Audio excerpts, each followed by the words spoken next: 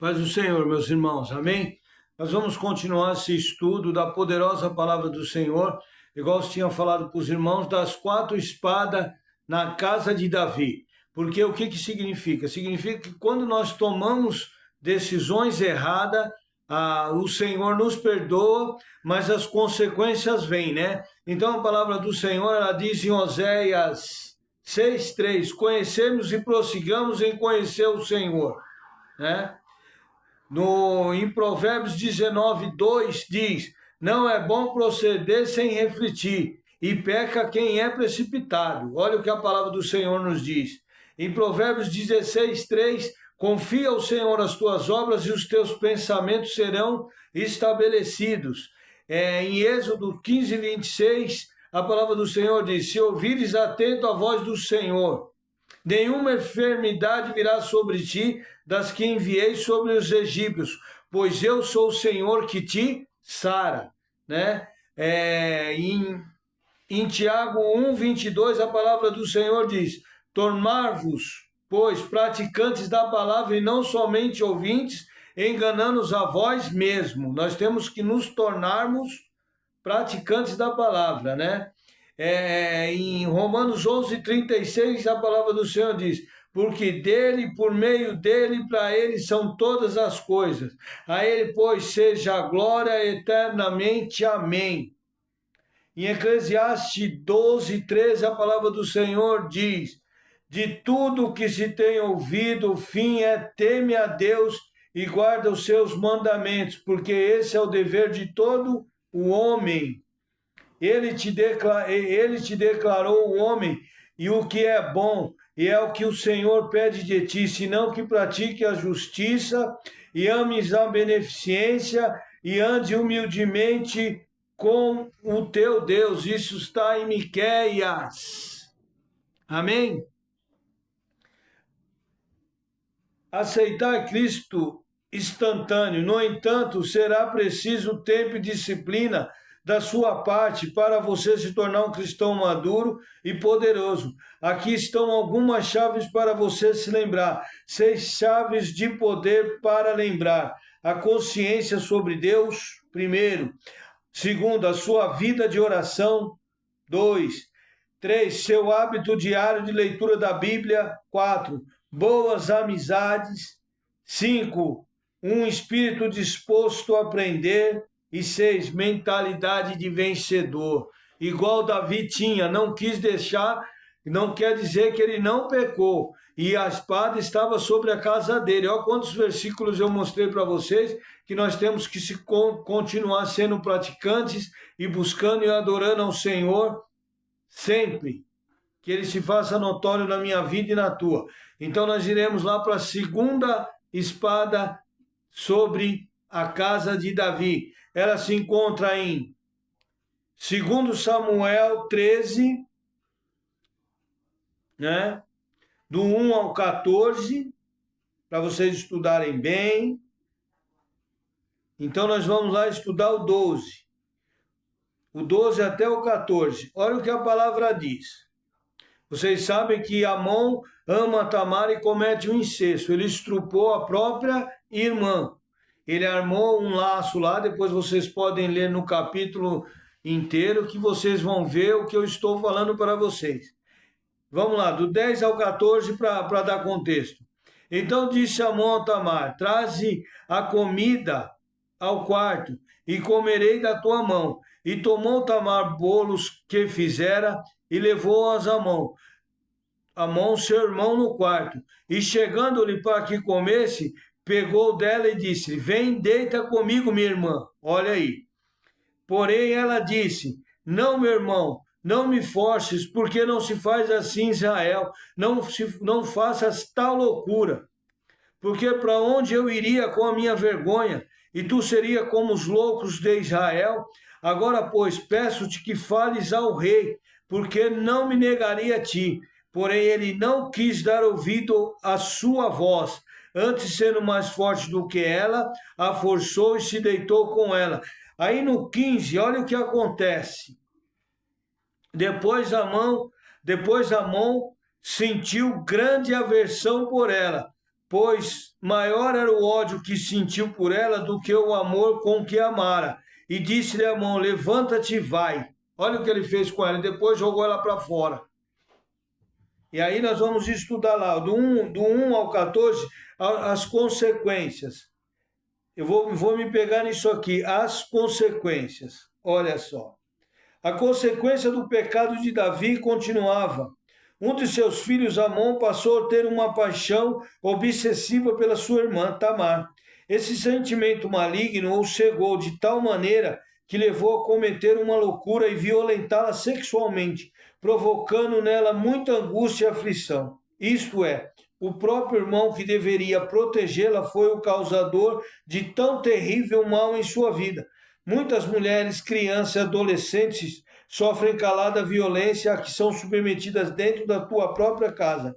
Tamar é o retrato de mulheres que por anos a fio foram abusadas, ultrajadas, desrespeitadas. Algumas sofreram durante toda a sua infância, vítimas de um desconhecido ou de alguém da sua própria família, o que torna a dor maior e mais difícil de suportar.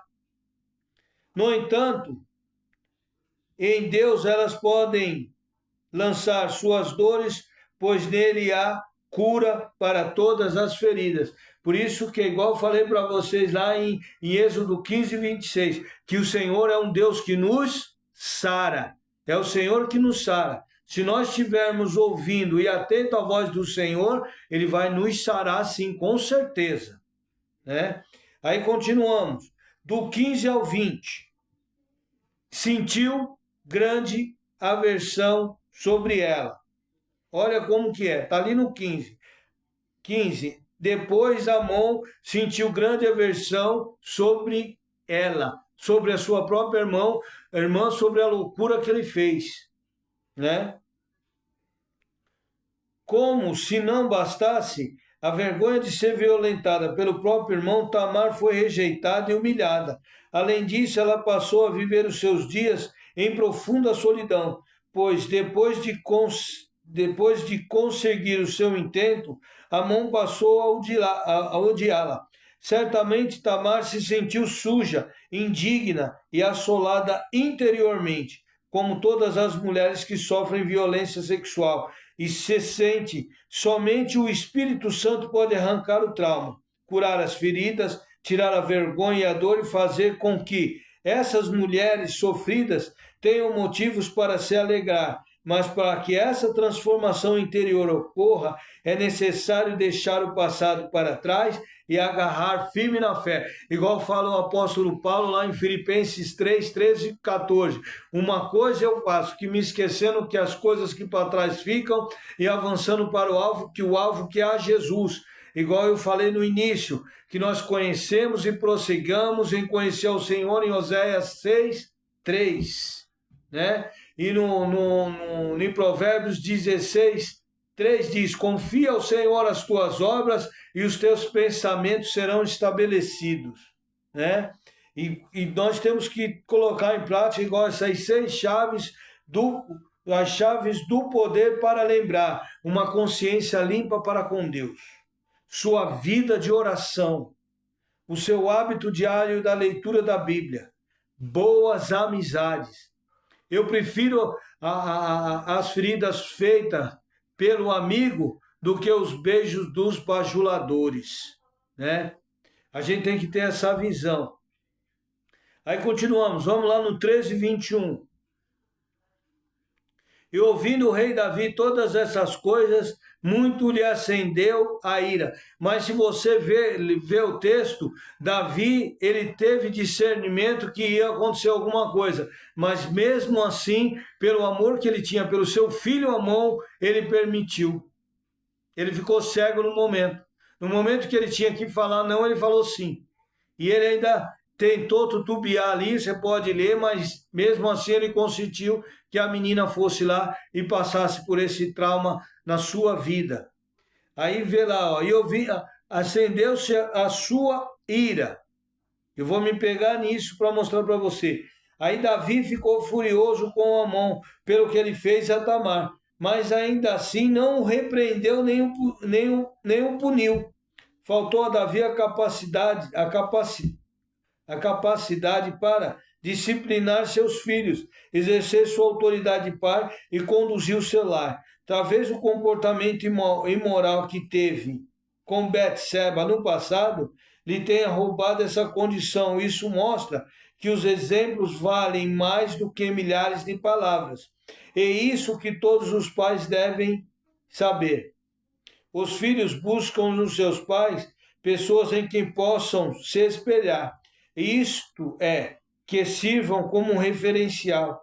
E eles, neste mundo de tantas ilusões, mentiras e falsidades, os pais, além de terem obrigações de ser exemplo para os filhos, não podem permanecer passivos quando há necessidade de disciplina. A palavra do Senhor diz lá em Provérbios 22:6, ensina a criança o caminho que ela deve andar, para quando mais tarde que ela crescer, ela não se desviar dos seus caminhos. A palavra do Senhor diz em Lamentações de Jeremias 3:22 e 23, né? Que as misericórdias do Senhor são o quê? As razões de nós não sermos consumidos e adorar o Senhor todos os dias da nossa vida. Amém? Fiquem na paz do Senhor Jesus, que Deus te abençoe e te guarde, que faça resplandecer o rosto dele sobre ti, levante o seu rosto, tenha misericórdia de ti e dê paz, tá? Que te abençoe e abençoe toda a sua família e dê ordem aos seus anjos para nos guardar em todos os nossos caminhos. Amém? Que nós vamos estudando e aprendendo com o Senhor, igual ele fala, né? Que nós não podemos proceder sem refletir. E peca quem é precipitado. Às vezes nós tomamos decisões precipitadas. Às vezes nós tomamos decisões focadas em axiologia humana, na nossa loucura humana.